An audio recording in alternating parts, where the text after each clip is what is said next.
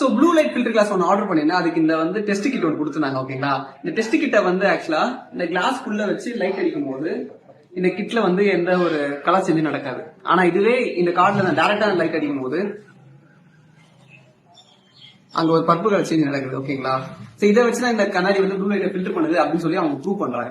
இந்த கண்ணாடிக்குள்ள போறதுக்கு முன்னாடி இந்த கிட்ட ஃபர்ஸ்ட் எப்படி ஒர்க் ஆகுதுன்னு பாத்தலாம். இந்த கிட்டோட இந்த ஒயிட் கலர் கார்டு மேல அடிச்சுக்கிற இங்க் பேர் வந்து போட்டோ குரோமேட்டிக் இங்க் அப்படின்னு சொல்லுவாங்க. இந்த இங்கோட ஸ்பெஷாலிட்டி என்னன்னா அது போட்டான்ஸ் அப்சர்வ் பண்ணா அது வந்து ஒரு மாலிகுலர் சேஞ்ச் நடக்கும். சோ அதாவது இப்ப இந்த இங்க் வந்து ஒயிட் கலர்ல இருக்கு. ஓகேங்களா, இதுவே இந்த மாதிரி ஒரு ஹை பவர் ப்ளூ லைட் நம்ம அடிக்கும் போது இந்த ஒயிட் கலர் இங்க்ல வந்து ஒரு சின்ன ஐசோமரைசேஷன் அப்படின்ற ஒரு கெமிக்கல் ரியாக்ஷன் நடக்கும். இந்த ஐசோமரைசேஷன் என்னன்னா அதோட மாலிகுலர் ஸ்ட்ரக்சர் பழைய நிலையில இருந்து வேற ஒரு நிலைக்கு மாறும். ஓகேங்களா, இந்த மாதிரி மாறுற ப்ராசஸ் நம்ம ஐசோமரைசேஷன் அப்படின்னு சொல்லுவோம். சோ இதுல இருந்து பேசிக்கா நமக்கு என்ன தெரிய வருதுன்னா ஒரு மாலிகுலோட ஸ்ட்ரக்சர் தான் அது என்ன கலர்ல இருக்கும்ன்றது நிர்ணயிக்கப்படுது.